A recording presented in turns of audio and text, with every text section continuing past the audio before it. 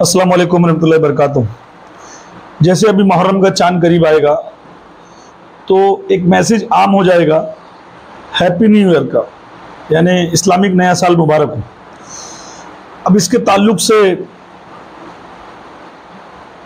پوچھا جائے کہ یہ منانا چاہیے کہ نہیں، تو کہیں بھی کوئی سند اللہ کے رسول کی یا صحابہ کرام کی یا اولیاء اللہ کی کہیں سے بھی نہیں ہے کہ محرم کی چاند رات کو مبارکباد کی شکل میں پیش کیا جائے، کہیں بھی نہیں۔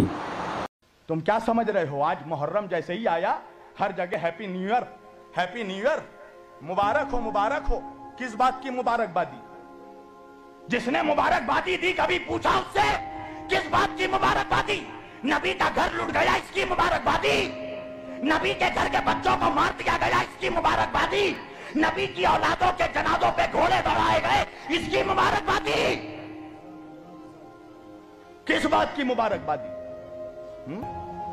کہا نوح کی کشتی پار لگی، آدم کی توبہ قبول ہوئی، تجھے آدم یاد رہا، نوح یاد رہے، تجھے حسین نہیں یاد رہا، تجھے ننھا سا بچہ علی اصغر نہیں یاد رہا، تجھے وہ ابھی کس نے شروعات کیا؟ تو میں آپ لوگوں کو اس کے حوالے کے ساتھ بات کرنے جا رہا ہوں انشاءاللہ، اور اللہ کرے کہ آپ لوگوں کا عقیدہ درست ہو جائے، آپ کے بھی سینے میں رسول کے بچوں کا غم آ جائے اور آپ بھی حق سمجھیں۔ اللہ کے رسول نے ہم کو جو دین دیا ہے، ہم کو وہی دین لے کر چلنا ہے، اسی دین پر عمل کرنا ہے، کیونکہ اللہ کے رسول نے دین مکمل کر کے دیا ہے۔ اب ہم کو اس میں ایڈیشن یا کسی ملا مولوی کے دین کی ضرورت نہیں ہے، کسی مسلک کسی فرقے کی دین کی ضرورت نہیں ہے۔ محشر میں ہمارے کام صرف دین محمدی آئے گا۔ جیسے قبر کا سوال ہے من ربو کا من دین کا و امتی کا، تو تم سے دین کا ہی سوال ہوگا کہ تم نے رسول کے دین پہ عمل کیا کہ نہیں، رسول اللہ کے بارے میں سوال ہوگا، نہ کہ تمہارے مسلک فرقے مولوی کے بارے میں پوچھا جائے گا کہ تم دیوبندی ہو، جماعتی ہو، اہل حدیث ہو، کہ بریلی ہو، کہ شیعہ ہو، کہ سنی ہو، کیا یہ کچھ نہیں پوچھا جائے گا۔ تم سے جو سوال ہوگا اس سوال کے بارے میں تم کو جواب کی تیاری کرنا ہے۔ اب ہم کو جو دین اللہ کے رسول نے دیا اسی دین کو ہم کو لے کر چلنا ہے، اور وہی دین ہمارے لیے آخر تک ہے، اس میں کوئی فیر بدل نہیں ہوگا۔ قیامت تک کے لیے وہی قرآن ہے، وہی رسول ہے، وہی خدا ہے، وہی دین ہے، وہی اسلام ہے، قیامت تک کے لیے۔ مگر مولویوں نے جو اپنی طرف سے ڈالا ہے، ایڈیشن کیا ہے، اگر ہم اس کو نہیں سمجھ پائیں گے تو ہم رسول کے دین سے ہٹ کر گمراہیت میں چلے جائیں گے۔ ہو سکتا ہے کہ نبی کے بچوں کا احترام ختم ہو جائے، ان کی محبت سینے سے نکل جائے، کیونکہ اللہ کے رسول نے فرمایا نماز میں درود مجھ پر ہے اور میری آل پر ہے، یعنی آپ کی نماز بھی مکمل نہیں ہوگی جب تک نبی پہ اور ان کی اولادوں پہ آپ درود نہیں پڑھو گے تو۔ اور اللہ کہتا ہے کہ میں بھی درود پڑھتا ہوں، ملائکہ تم بھی پڑھو، اے نبی تم بھی پڑھو، کس پہ؟ نبی اور آل نبی پہ درود۔ تو جن کے بنا عبادتیں پوری نہیں ہوتی ہیں، اگر ہم ان کی گستاخیوں میں چلے جائیں یا ان کی بے ادبی میں چلے جائیں، یا ہم کو معلوم نہیں ہے پھر بھی ہم ان کے دشمنوں کی طرف کھڑے ہو جائیں، تو ہمارا دین اسلام، ہماری دنیا آخرت سب خراب ہو جائے گی۔ تو میرے پیاروں، اسلامک نیو ایئر منانا جائز کہیں سے بھی نہیں ہے۔ البدایہ والنہایہ، البدایہ والنہایہ اہل سنت کی بہت بڑی کتاب ہے، جس کو تمام مسلک اور تمام فرقے کے لوگ اس کی حدیث کو، اس کے قول کو کوٹ کرتے ہیں، یعنی اس کے جواب میں دیتے ہیں۔ البدایہ والنہایہ میں لکھا ہے کہ شامیوں نے جب امام حسین علیہ السلام کو قتل ہوتا ہوا دیکھا اور آپ کے 72 جانثار جب شہید ہو گئے، تو انہوں نے شام، ملک شام میں جو یزید کے ابا کا گڑھ تھا، معاویہ ابن ابو سفیان کا گڑھ تھا، جہاں سے یزید حکومت کیا، وہاں کے لوگوں نے کیا کیا کہ اپنے آپ کو نئے کپڑے بنوائے، نیا دسترخوان سجوایا اور طرح طرح کے کھانے پکوائے، عطر لگایا، سرما لگایا، اور اتنا خوشی کا دن منایا یہ کہہ کر کہ اسلام کا باغی مارا گیا۔ اور شامیوں کی رسم ہے کہ محرم میں نئے کپڑے سلوانا، سونا خریدنا، چاندی خریدنا، دسترخوان بڑا کرنا اور سرما لگانا، عطر لگانا، اچھے کپڑے پہننا۔ یہ البدایہ والنہایہ میں لکھا ہے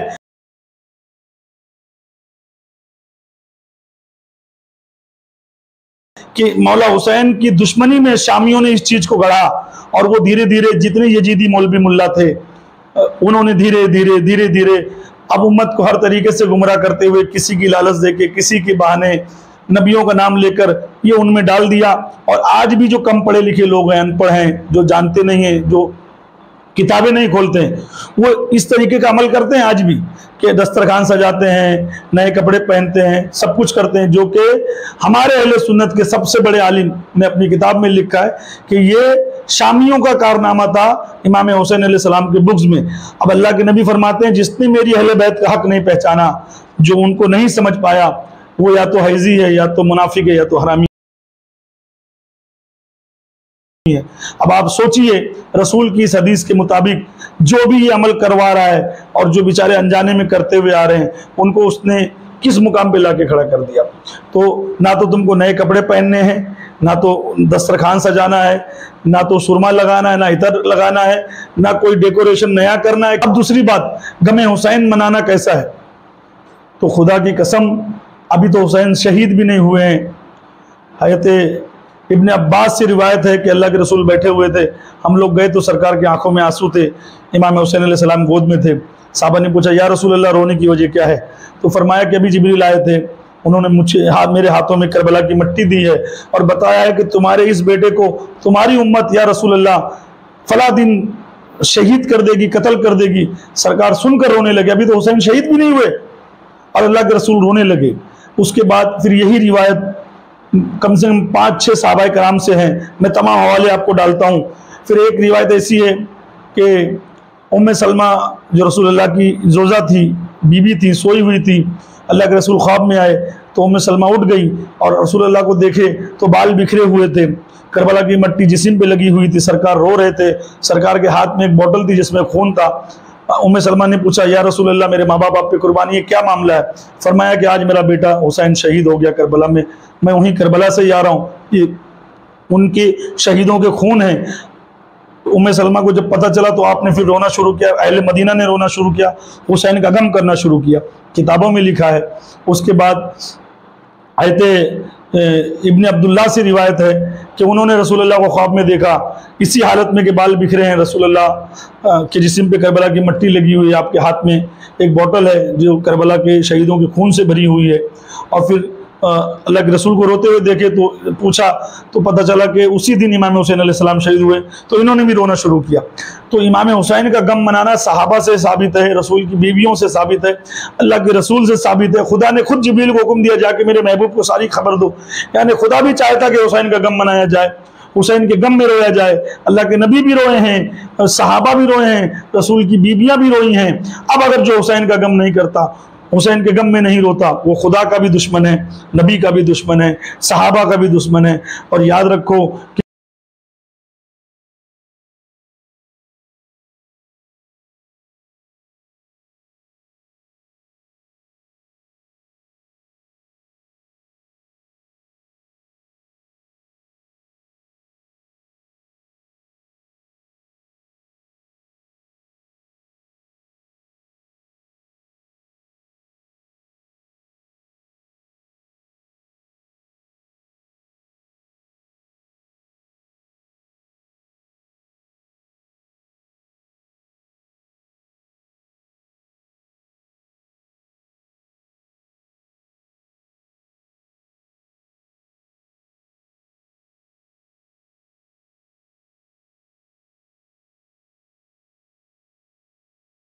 کہ آقا حسین کے لیے کیوں نہ رویا جائے؟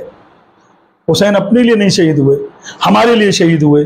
یزید پلید اس حرامی نے دین کا وہ حال کر دیا تھا، دین کے نقشے کو بگاڑ دیا تھا۔ حسین نانا کا وعدہ وفا کرنے کے لیے، رسول کے دین کو بچانے کے لیے 6 مہینے کے بچے کو بھی ذبح کر دیے، اپنے پورے خاندان کو لٹا دیے کہ گھر لٹ جائے علی کا مگر دین باقی رہ جائے نبی کا۔ تو یہ آقا حسین علیہ السلام نے کیا۔ اب اتنی بڑی قربانی جو کربلا والوں نے دی، یہ احسان قیامت تک ہم نہیں بھلا سکتے، اس غم کو نہیں مٹا سکتے۔ یہ کسی مولوی ملا کا غم نہیں ہے کہ 3 دن کے بعد ختم ہو جائے گا، قیامت تک دنیا روتے رہے گی حسین پاک کے لیے۔ کیوں؟ کیونکہ نبی کا لخت جگر لٹ گیا، فاطمہ کا نور نظر لٹ گیا، علی کا گھر لٹ گیا۔ قیامت تک ہم روئیں گے تو بھی کم ہے۔ اور غم حسین میں رونا، حسین کے غم میں رونا، اور یہ اللہ فرماتے ہیں کہ اگر حسین کے غم میں ایک آنسو دل سے گر جائے تو اس کی مغفرت ہو جائے گی۔ اب دوسرا سوال، تاجیہ داری کرنا جائز ہے کہ نہیں؟ تو میرے پیاروں تاجیہ اٹھانا، علم اٹھانا، یہ میں حوالے ڈال دیتا ہوں سب۔ مولانا احمد رضا نے خود اپنی کتاب میں لکھا ہے کہ امام حسین علیہ السلام کے روزے کی یا کسی اولیاء اللہ کے روزے کی تاجیہ بنانا جائز ہے۔ اب جو مولوی بار بار بولتا ہے مروجہ تاجیہ داری ناجائز ہے، تو اس مولوی سے پوچھو کہ مروجہ تاجیہ داری ناجائز ہے تو جو تاجیہ داری جائز ہے وہ تو بتا کہ وہ تاجیہ کیسی بنایا جائے، وہ کیسا اٹھایا جائے۔ مروجہ بول کر تو یہ حقیقت کی تاجیہ کو بند کروانا چاہ رہا ہے کیا؟ جو اولیاء اللہ نے کیا ہے، 4 پیر 14 خانوادوں کے تمام لوگوں نے کیا ہے، سلسلے قادریہ سے لے کے سلسلے وارثیہ تک کی تاجیہ داری جائز ہے۔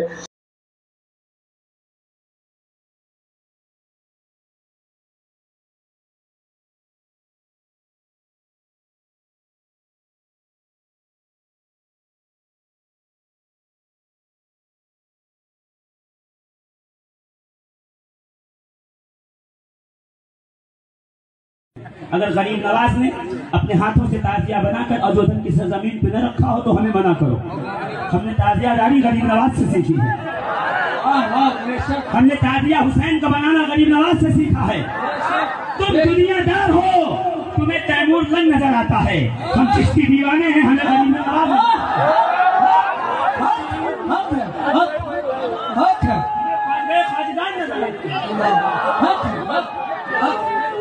حضور غریب نواز جنہوں نے آ کے کلمہ پڑھایا، جنہوں نے آ کے اسلام پھیلایا، جنہوں نے آ کے ہمیں مسلمان بنایا، انہوں نے تعزیہ بنایا۔ سب بولو سبحان اللہ۔ تعزیہ بناتے رہنا، جبھی اصلی سنی رہو گے۔ اور اگر تعزیہ کو برا کہا، تعزیہ بنانا چھوڑا، تعزیہ سے روگردانی کی، تو سمجھ لو یزید کے رجسٹر میں نام لکھا جائے گا۔ سیدنا حضور وارث پاک رضی اللہ تعالیٰ عنہ، بولو بھائی کون ہیں؟ حضرت حاجی سید وارث علی شاہ صاحب دیوا شریف ہندوستان کے ایسے بزرگوں میں ہیں کہ کوئی کسی مذہب اور مسلک سے تعلق رکھتا ہو، کوئی کسی محلے یا کسی شہر سے تعلق رکھتا ہو، لیکن غریب حضرت وارث پاک کو اللہ کا ولی ہی بتائے گا۔ تو حاجی وارث علی شاہ صاحب فرماتے ہیں، کتاب کا نام ہے مشکات حقانیت، کتاب کا نام ہے مشکات حقانیت۔ یہ حوالہ میری کتاب تعزیہ شریف کا شرعی حکم اس کے اندر بھی موجود ہے، اور جو میں نے ابھی آپ کو حوالہ سنایا اجمیر شریف کا، چلے شریف کا، خواجہ کے تعزیے کا، اس کا حوالہ بھی موجود ہے۔ کیا سنو مسلمانوں، اللہ اکبر۔ حضرت بابا فرید الدین حضرت سید وارث علی شاہ صاحب دیوا شریف جو بزرگوں میں ایک امتیازی مقام رکھتے ہیں، وہ فرماتے ہیں کہ لوگوں تعزیوں کو کھپچی کا مت سمجھو، تعزیے کو پنی اور کاغذ کا مت سمجھو۔ ارے اس تعزیے کے اندر تو حضرات حسنین کریمین کی روحانیت جلوہ گر ہوتی ہے۔ تو سے مولویوں کو بولو کہ امام حسین علیہ السلام کے روزے کی شکل میں تاجیہ بنائے اور تمام لوگوں کو جمع کر کے اس تاجیے کو اٹھا کے کربلا تک لے کے جائے، مولا غازی عباس کا علم اٹھائے کربلا تک لے کے جائے۔ مروجہ حرام ہے تو جو صحیح طریقہ وہ تو کر کے دکھاؤ، تم صحیح طریقہ بھی نہیں کر کے دکھا رہے ہو، جو کر رہا ہے اس پہ مروجہ بول کر پابندی لگانے کی کوشش کر رہے ہو، تو اس کا مطلب کہ تم یزیدی ہو۔ تم اس وقت کے یزید کو آقا حسین کے وجود سے تکلیف تھی، آج کی یزیدی ملاؤں مولویوں کو اپنے گناہوں پہ شرمندہ ہو جاؤ، اپنے نبی سے معافی مانگو کہ جو اذیتیں تم نے دی ہے نبی کی آن، جو ظلم بنی اسرائیل نے اپنے نبیوں پہ کیا ہے، وہی ظلم مسلمانوں نے اس امت نے اپنے نبی کی اولادوں پہ کیا۔ کل اہل بیت کو قتل کیا، آج اہل بیت کا ذکر روک رہے ہو، اہل بیت کے ذکر کرنے والوں پہ فتویٰ لگا رہے ہو، چاہتے ہو کہ کہیں سے ذکر اہل بیت بند ہو جائے۔ مگر سن لو، اس امت میں حسین کا خون شامل ہے۔ اللہ اکبر۔ وہ حسین کہ جس کے سر کو کاٹا جا رہا تھا، تو شمر سے جب پوچھا یزید نے کہ شمر جب حسین کا سر کاٹا جا رہا تھا حسین کیا کہہ رہے تھے؟ کہا حسین کہہ رہے تھے میرے نانا کی امت کو بخش دے۔ اللہ اکبر۔ اے خدا، میرے نانا کی امت کو اتنا کریم گھرانہ، اتنا کریم نانا کا کریم نواسا، اور اس سے دشمنی مول رہے ہو، اس کے ذکر پہ فتویٰ لگا رہے ہو، اور سوچتے ہو کہ حضور کو چہرہ دکھانا ہے مسلمانوں، قسم خدا کی رسول اللہ کے سامنے کھڑے ہونا ہے محشر میں، کیا منہ لے کے کھڑے ہوگے؟ क्या कहोगे रसूल अल्लाह से कि तुमने नबी की औलादों के साथ क्या इंसाफ किया? हुसैन के जिक्र से तकलीफ है, आका हुसैन का जिक्र ना किया जाए। क्यों? क्योंकि जब हुसैन का जिक्र होगा, करबला वालों का जिक्र होगा, ये पूछा जाएगा कि कैसे शहीद हुए, तो पता चला करबला में हुए। तो किसने किया? तो यजीदियों ने किया। यजीदी कौन थे? तो 24 अहले सुन्नत की किताब के मुताबिक 24,000 मौलाना मुफ्तियों ने फतवा दिया था इमाम हुसैन को कत्ल करने के लिए। शिया की किताबों के हिसाब से 70,000 थे। मैं सुन्नी की किताबों से अगर पकड़ूं, 24,000 मौलवी मुफ्तियों ने अगर फतवा दिया इमाम हुसैन के कत्ल का, तो वो मुफ्ती व आलिम हाफिज मुसलमान ही थे ना। यजीद किसका बेटा था? तुम्हारे हिसाब से तो सहाबी का बेटा था ना। सनम किसका बेटा था? ये सब तो सहाबी के बेटे थे, इसमें सहाबी थे, सब थे। तो हुसैन के कातिल मुसलमान है ना। तो यही तो पूरी दुनिया को बताया जाता है। आज कुरान को जलाया गया तो पूरी दुनिया खड़ी हो गई। तो अगर खामोश कुरान के लिए पूरी दुनिया जमा हो जाती है, तो हुसैन तो बोलता हुआ कुरान है, फिर हुसैन के लिए क्यों नहीं जुलूस निकलते? हम औलिया अल्लाह का अमल, औलिया अल्लाह के नक्शे कदम पर चल के संदल निकालते हैं, उर्स बनाते हैं। उर्स कौन से दिन का होता है? जिस दिन औलिया अल्लाह का वफात का दिन होता है, पर्दे का दिन होता है, उसी दिन उनका उर्स मनाया जाता है। और औरतें, बच्चे सब जाते हैं उस उर्स में। अब मुझको बताओ, अगर उसी हिसाब से सोच लिया जाए तो 72 वहाँ शहीद हुए हैं। कम से कम उनका जुलूस तो निकालो, बताओ तो क्यों शहीद हुए थे, किस लिए शहीद हुए थे? अपनी बीबी, बच्चों को, औरतों को, बूढ़ों को, सबको करबला लेकर जाओ, बताओ कि क्या हुआ था। क्योंकि माँ ज़ैनब सलामुल्लाह अलैहा अपने भाई की बच्चियों के साथ, बीबियों के साथ, बूढ़ी औरतों के साथ करबला गई थी, और फिर करबला से शाम गई थी। तो औरतों का भी जाना ये माँ ज़ैनब से साबित है ना। आप पर्दे में जाइए, अब जब औरतें जाएंगी तो अपनी बच्चियों को, अपनी बेटियों को बताएंगी कि आज का दिन इसके लिए था कि इमाम हुसैन शहीद हुए थे। किसने किया था? मुसलमानों ने किया था। क्यों किया था? क्योंकि हुसैन अलैहिस्सलाम ने उनको देखा कि दीन खराब कर रहे, तो नाना का दीन बचाने गए थे, उन्होंने कत्ल कर दिया। तो ये सबको पता चलेगा ना। अब मुझको बताओ, ताजियादारी कौन से सिलसिले में नहीं जायज़ है? सरकार मखदूम अशरफ लताइफ अशरफ में लिखते हैं कि ताजियादारी मैं करता हूँ, अलम के नीचे बैठते थे, यजीद बिन माविया पे बदुआ करते थे, है ना। सरकारी मदारे पाक करते थे, सरकारी निजामुद्दीन औलिया करते थे, बाबा फरीद गंज शकर करते थे, सरकार बंदे नवाज करते थे, सरकार गरीब नवाज की बारगाह से होती है, सरकार शेख अब्दुल कादिर जिलानी पीरानी पीर की बारगाह से होती है, उनके सिलसिले के लोग करते हैं। ये तमाम औलिया अल्लाह की किताबों के हवाले डाल रहा हूँ, जिन्होंने ताजियादारी की है, जिन्होंने अलम उठाया है, और जिनके खानदान में आज तक होता हुआ आ रहा है। अब अगर कोई नया मसलक, कोई नया मौलवी, कोई नया फिरका आके रोकने की कोशिश करे, तो आप किसकी मानोगे? आपने गरीब नवाज का दीन तो ले लिया, उनका कलमा तो पढ़ लिया, मगर गरीब नवाज के बताए हुए दीन पे अमल क्यों नहीं करते हो? तुम गौस पाक को मानते हो, उनके बताए हुए दीन पे अमल क्यों नहीं करते हो? वारिस पाक को मानते हो, उनके बताए हुए दीन पे अमल क्यों नहीं करते हो? बाबा फरीद को मानते हो, उनके बताए हुए दीन पे अमल क्यों नहीं करते हो? जब तमाम औलिया अल्लाह ने ताजियादारी की है, तो अब हमको किसी मौलवी के सबूत की जरूरत क्या है? और वो मौलवी भी तो बोल रहा है कि हुसैन पाक की शक्ल में तुम ताजिया बना सकते हो, तो उनके मानने वाले क्यों नहीं बनाते हुसैन पाक की शक्ल की ताजिया? क्यों नहीं अलम उठाते हैं? क्योंकि इनके सीनों में हुसैन नहीं है, यजीद है। जो ताजियादारी से रोके, खुदा की कसम, हलालियों के लिए ताजियादारी हलाल है, हरामियों के लिए हराम है। क्योंकि अगर हम इमाम हुसैन के पैगाम को दुनिया तक नहीं पहुंचाएंगे, आज ये चाहते यही हैं कि हुसैन पाक की मिशन को रोक दिया जाए, हुसैन की जिक्र हुसैन रोक दिया जाए, याद हुसैन रोक दिया जाए। क्यों? क्योंकि इन्होंने अपनी किताबों में यजीद की तारीफ लिखना शुरू कर दी थी। कल ये करबला की इस बात, शहीदों की बातों को कहानी बता देते, किस्सा बता देते। ये अगर जो है गलत है उसको बताना चाहिए, लेकिन लोग जैसे ही मुहर्रम शरीफ का महीना आता है, बरसाती मेढक की तरह निकल आते हैं और टर टर करने लगते हैं, ना आता है ना जाता है।